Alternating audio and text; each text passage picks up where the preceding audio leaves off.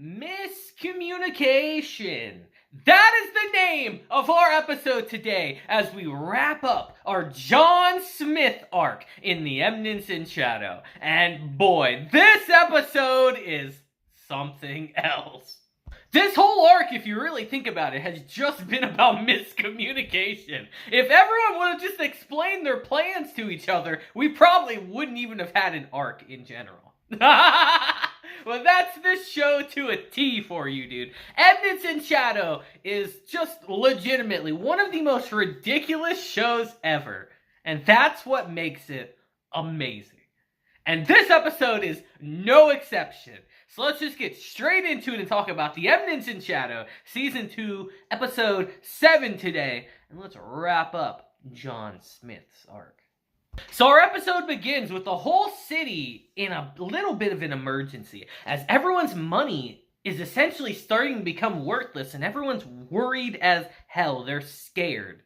And as we transition to Shadow Garden, we see that all the members are worried, but none more so than Alpha for a far more specific reason.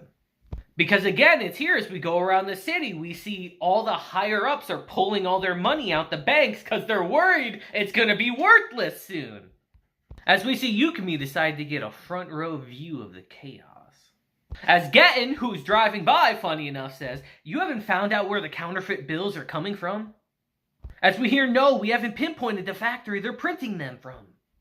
But we have figured out who's behind it, though. It's Yukimi, that she-fox that rules the White Tower and Lawless City. As Getten is shook hearing that. As we hear, a carriage from the Snow Fox Corporation was used to transport the gold coins that had been exchanged. And the She-Fox Corporation happens to be the public face of the White Tower. And it's here in this moment, Getten senses Yukimi's presence as he feels her out in this crowd. He knows she's here. And he's shook as he suddenly tells them, "Stop the carriage."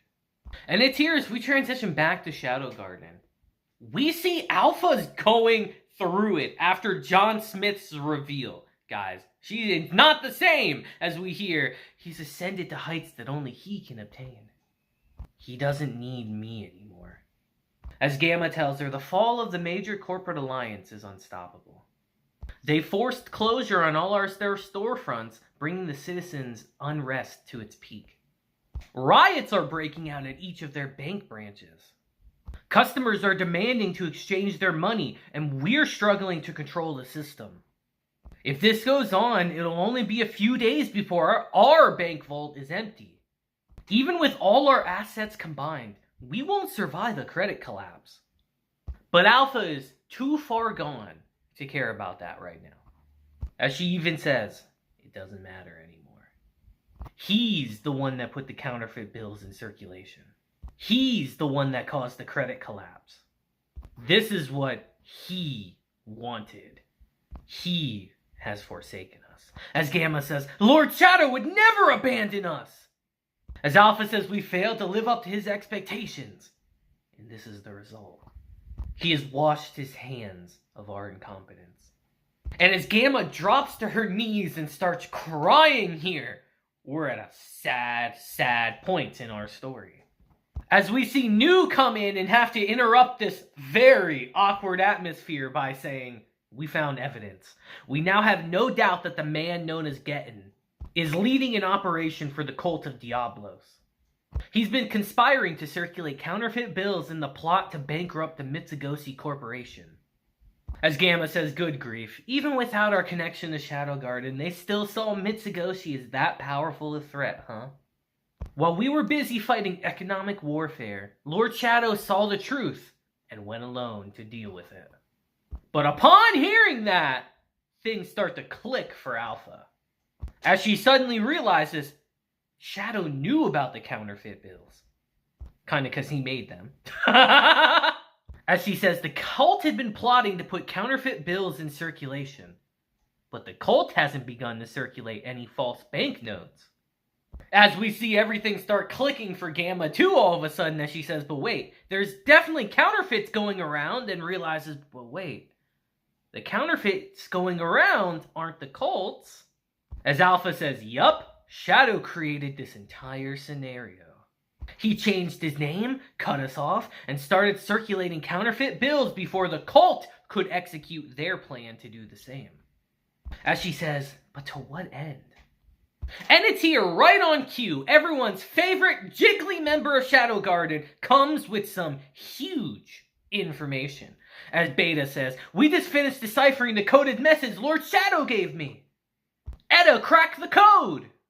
And as Alpha starts reading what's written on this code, it brings a tear to her eye. As she says, he hasn't abandoned us after all. As we see Gamma start crying too. As the note reads, I'm sorry, but I've decided to turn traitor. I have a plan, and to execute it, I have to change my name and print counterfeit bills. The gold coins we've recovered are being stored in a facility where you all once helped me rescue my sister. I know you may resent me for it, but I believe this was for the best. And with tears flooding down their faces, Beta says, Lord Shadow did all this for us. Gamma says he foresaw everything and chose the best option. We should have known. He identified the cult's plot before anyone else and used it against them. By circulating counterfeit bills before the cult could, it made it possible to collect a tremendous fortune. And with those funds, Mitsugoshi will be able to survive the credit collapse. As we see, Getten has come face to face with Yukimi here. We'll talk on that in a bit. As Beta says, the cult tangled with the wrong man. As Gamma says, he hid his identity in order to remove his connection to us. To hide the fact that the counterfeit bills, Mitsugoshi, and Shadow Garden are all tied together. As Beta says, Lord Shadow even deliberately built his counterfeit printing operation in a place we're familiar with. And even marked the location of his vault. What a fucking idiot, man. As Alpha says, now all that's left for us is to collect that gold. And it's here with their new plan figured out, Gamma suddenly says, wait, what happened to Delta though? As Alpha suddenly tells them, I wouldn't worry. As we see everyone's favorite doggo girl is not dead after all. I mean, she was never to begin with, but still. And it's here, the tears start flying as we hear, Lord Shadow asks you to do something for him. We know, Delta, it's okay. As she says, it's a hush-hush secret mission. I can't tell you, but don't go to the Lawless City anytime soon. As Alpha says, oh, Delta, learn to use your words properly. Hush-hush secret is redundant. As she says, what? But that's literally what Boss said to me. As Alpha says, oh, you silly dog. You know he would never do something like that. As they all embrace here.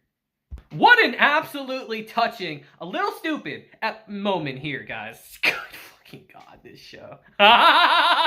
So dumb. And it's here as we transition to our next scene. We see that the tone is the complete opposite of this one. As Sid says, I'm very busy running around beating up the bad guys who are after my money. I mean, trying to find the secret of the counterfeit bills. But today's one day where it doesn't bother me to be the only man on staff. Because Yukimi said she's not doing it for the money. Meaning, I get to keep all the dough for myself. I'm filthy stinking rich now, baby. As he says, I just need to look down on the city from somewhere up high, mutter something that sounds significant, and this job's done. As he says, it's all according to plan. But as he gets to the hideout here, we notice that trouble's afoot. Literally all the money's gone! As Yukimi's attendants come and says, we've lost contact with Lady Yukimi. We're afraid Getten has made contact with her. But it's here, our boy John is far more preoccupied here than with Yukimi. As he says, Getten, huh? As he starts laughing maniacally here and says, I see what happens here. Power exploding from his body. As he says, Getten, you've tried to get your grubby hands on something very precious to me.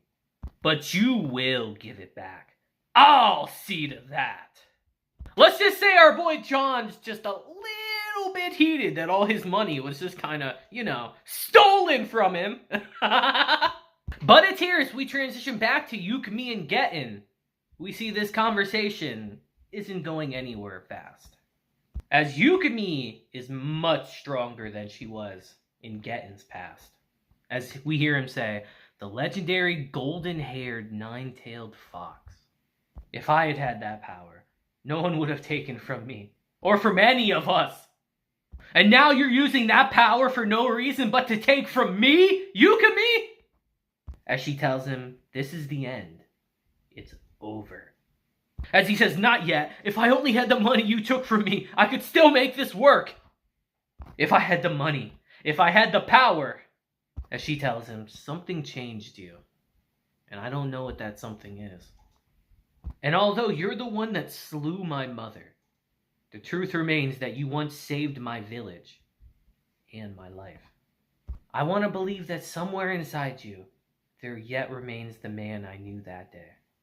As she decides to spare his life and say, goodbye, Getten. But it's here as she's walking away, we suddenly hear, don't you dare mock me! As we see Getten pulls out one of the red pills here and eats it. And in that instant, cuts Yukimi down again. As he says, I should have killed you too that day. As we see his eyesight come back.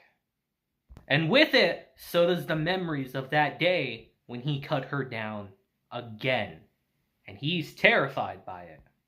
But he brainwashes himself into thinking, if I don't take from them, they'll take from me. As he goes to try to literally finish Yukimi off here, but then gets stopped all of a sudden by a punch to the face. As we see a super spy is on the scene, John Smith. As Getten says, so you're John Smith. To think you'd be foolish enough to voluntarily come out where I can kill you. And it's here. The name of our episode makes perfect sense. Again, miscommunication. As freaking John attacks him and says, I'm only here to retrieve something very precious to me. As Getten thinks he's talking about Yukimi. Yukimi thinks he's talking about her. John? This man wants his money. He's here for the money. He's not here for anything else. He wants the moolah. As he says, you're the one who stole from me. As Getten says, as if you didn't steal her from me yourself. You think you can feign ignorance, John Smith? And as their battle rages on, Yukimi picks up Getten's, I think, hairpin and says, it would have been just as well for him to simply abandon me. As she says, something very precious, huh? He's truly such a compassionate man. As she suddenly sees Getten get sent flying. Did you expect any other outcome? Come on now. As John says, talk. Surely you have something to say. As again, he thinks he's talking about Yukimi here. As he says, I have nothing to say. Nothing. As he tries to down these pills. And John scissor kicks his wide open mouth into the ground before he can take them. Jokes aside, that was raw as fuck. It was really cool. Yukimi is just looking at him like, holy shit, that was actually kind of cool. As he grabs him and says again, talk. Surely you have something to say. And as he says no again, he gets punched in the face. And as he continuously refuses to talk, he continuously gets punched in the face as Sid says, say it, punch, say it, punch, say it, punch. This happens until Getten is a bloody pulp, as he says, at obscene level of power. It's just like the monster who took the light from my eyes, who looks quite familiar to a certain character, guys. I wonder who that is. As Getten says, if only I had had that power. Maybe something would have been different. I really didn't want them to take from me. I wanted to protect her. And it's here in his final moments, he tells Sid, I leave you, my precious. Talking about Yukimi, as he ends up dying right here. As John says, very well, your treasure's in good hands. As Yukumi's a little bit moved here, thinking he's talking about her. And it's here as they embrace. He starts healing the wound that Getten just gave her. And it's here while this is happening, she remembers the time when she was younger and was almost killed by Getten in the village, and how someone healed her then as well. As she realizes, it was you. You were the one who saved me all those years ago. As even now, she starts crying too. And says, thank you, John Smith. What a truly touching, yet silly, ridiculous scene at the same time. God, I love this show. But it's here as we transition back to the hideout, and Yukimi notices that they've been cleaned out. We hear, Yukimi of the White Tower. I'm Alpha, and I work for Shadow Garden. From your reaction, I see he hasn't told you yet. You were his accomplice, as well as the love of Getten's life. This is for you. As she tells her, the major corporate alliance is destroyed. We recovered what needed to be recovered before the royal investigation began. And we found this in Getten's chambers. His handwriting's sloppy, but I believe it was addressed to you. As Yukimi remembers, he was never the type of man who could sit comfortably at a desk, huh? Little bit sad. Realizing she's hurt here, Alpha tells her it's the Cult of Diablos. That's the organization that led Getten astray. They take advantage of a person's weakness, narrow that person's vision, and lure them into darkness. We're fighting to stop them. He is, as well, as Yukimi says, Shadow. As Alpha actually tells her, Mitsugoshi is a front company for Shadow Garden. He's been pulling the strings from the very beginning. My apologies, but we collected all of these coins. You ain't gonna see them. We've also taken over all the MCA's outlets, meaning our position in the marketplace will soon be absolute. It's just like what I talked about in a previous video recently in the channel, guys. They're building a monopoly in the city. The world, really. As Alpha says, if you wish to denounce Shadow as a traitor, you're welcome to do so. As she says, please, I have no such intentions. As Alpha then tells her, we're prepared to welcome you into our ranks. As Yukimi says, Mitsugoshi as your front and myself as your underbelly, huh? I expect that's your proposal? As Alpha extends her hand and says, thank you for joining us. As Yukimi takes her hand and says, I look forward to working with you two. And now Yukimi is a member of Shadow Garden. And I don't know about you guys, but I always thought that Yukimi and Alpha are kind of similar. You know, they're kind of similar with how they are in terms of characters. So seeing her on Shadow Garden's side is actually kind of cool. I like to see what she does in the future. And it's here, guys. All's well that ends well. Everything is working out fantastically. Except for one man. As we hear, man, I've been digging holes constantly, yet for some reason, I haven't found a thing. As Sid says, man, I was supposed to retrieve the gold coins he entrusted to me. And achieve my happy ending, damn it. Yet for some reason, I haven't found a single gold coin here. I'm getting radio silence from Yukimi, and Mitsugoshi continues to be doing just fine. As we hear, boss, when we're done digging holes, will you do what I say? And now, to explain this scene to you guys, I'm not going to make you sit through them talking about Santa and how Santa's evil and all that. But to explain this, when Geto was dying, Sid thought that when he was saying, I entrust you with my precious, naturally, everyone there thought he was talking about Yukimi. But Sid thought he was talking about the treasure, the money he stole. Because he thought Getten stole it, if you remember. Which he didn't, obviously. Alpha and all of them did. But, so he thinks that Getten entrusted the treasure to him. So, he thinks Getten buried the treasure here. And this man has been digging holes since he died, looking for it.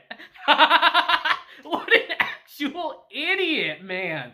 God, I love Sid, but he truly is stupid, dude. That's why he's digging holes with Delta out here. Like, we gotta find that treasure, girl. Come on, let's go. And it's here as they're digging, Sid suddenly says, I'm about to set off on a journey. So think about what you want, Delta, and then you can tell me when I get back. As he says, I'm going on a journey of self-discovery. But he's actually thinking, yeah, they're definitely furious with me. So everyone's going to need a little bit of time to cool off. Time's generally enough to solve any problem. I just got to come back nonchalantly at the end of winter. And when I do, I won't apologize. You see, I've discovered a secret technique to make sure I never lose at interpersonal relationships. And that is to exasperate them into giving up. And it's here we suddenly see Delta actually finds something buried in the snow as we hear, "Boss, I found something!" But our boy Sid is long gone. And with that, our episode and John Smith's arc ends. Boy, guys, I wonder where this little journey of his is going to take him to. Maybe into our next arc. Just what a ridiculous episode. This show, Eminence in Shadow, I said this so many times in previous reviews, is just such an amazing series, guys. How it can just be the most ridiculous, over-the-top, stupid thing ever, but just be so entertaining, so fun, and such a good time. I've never once watched an episode of this show and thought, oh, that was stupid, and then it actually be stupid. When I say it's dumb, that's me saying, oh, it's so silly and ridiculous, but it's great, it's amazing. It takes the worst parts of other series and amplifies it to the point of being amazing, and I love this series for that. And our next arc we're going to get into is going to be just as fun. I'd argue it's going to be the best arc of this season. Honestly. That's crazy with John Smith here. I know, that's blasphemy to some of you guys. But I like our next arc a lot, and I think you will too. So let me know your thoughts on this arc down in the comments. I'd love to hear about John Smith. But until then, I hope you have a great day, week, month, and year. And until next time, deuces, have a blessed day, and I'll see you guys then. Deuces.